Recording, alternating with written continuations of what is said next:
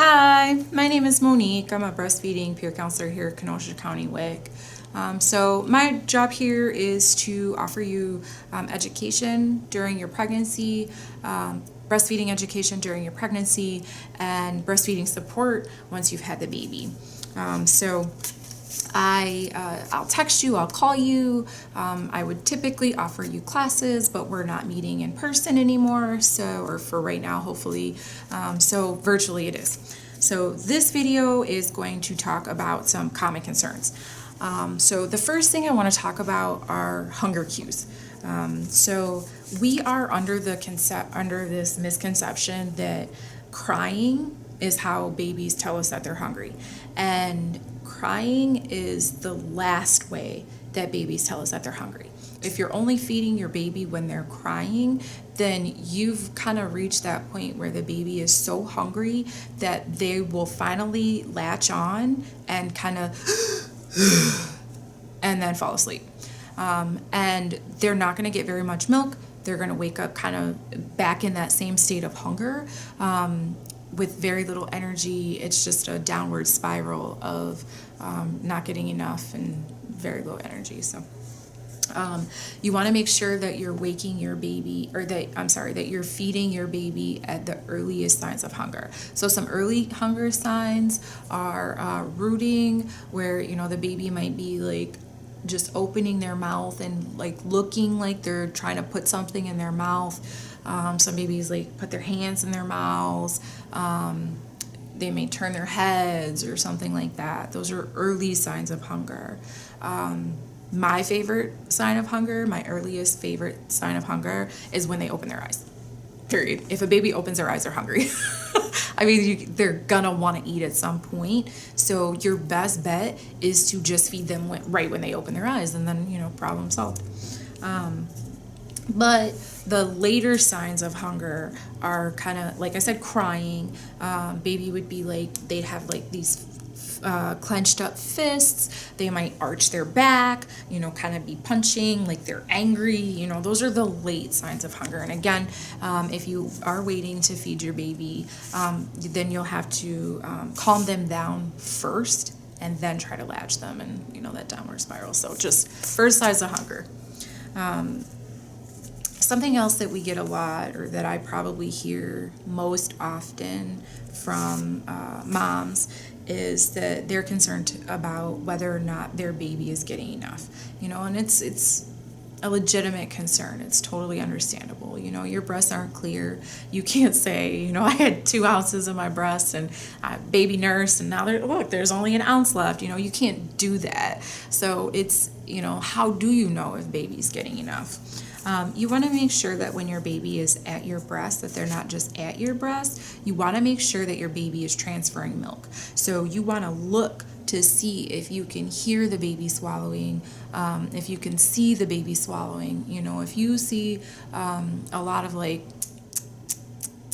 just sucking and no like gulping, like you can actually see them drinking. If you can't see that, that's a good sign that your baby isn't transferring milk and might be hungry, going to be for some problems later.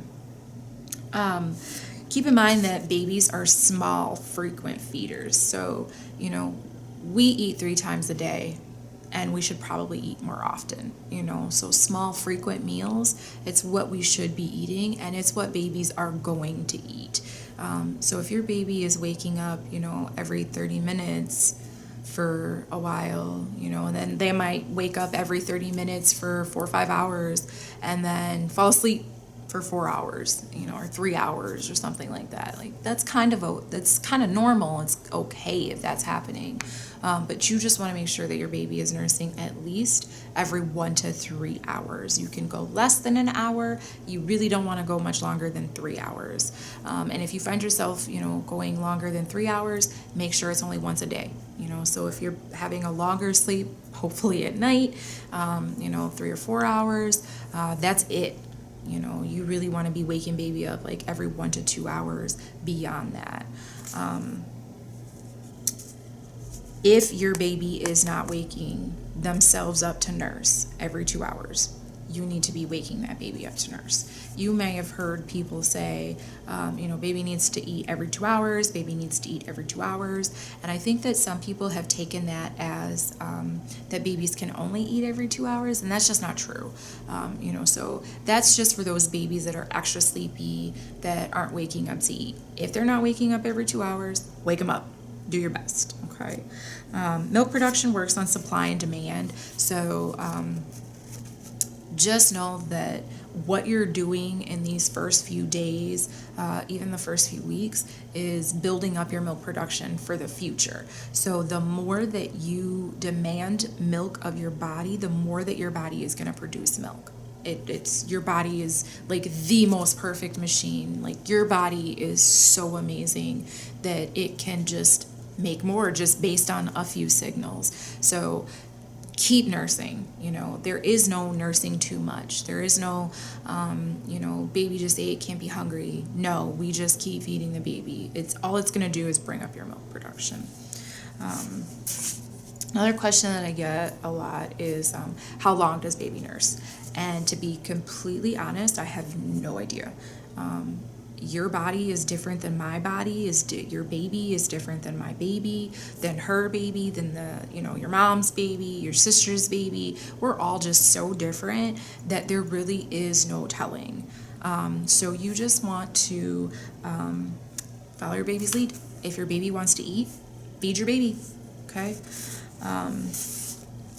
Switching sides is something that comes up a lot.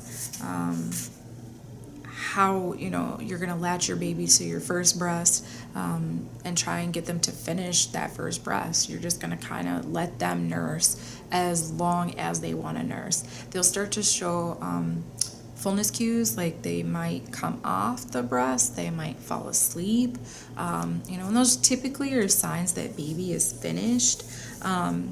Sometimes though, especially if you have that extra sleepy baby that is only able to nurse for a few minutes, maybe they don't have very much energy, your baby might nurse for like a minute or two and then fall asleep at the breast and then be impossible to wake up.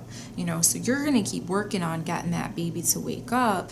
But in the meantime, keep in mind that 1 to 2 minutes on that first breast does not empty your breast. It's not going to do what it needs to do to bring in a really good hearty milk production.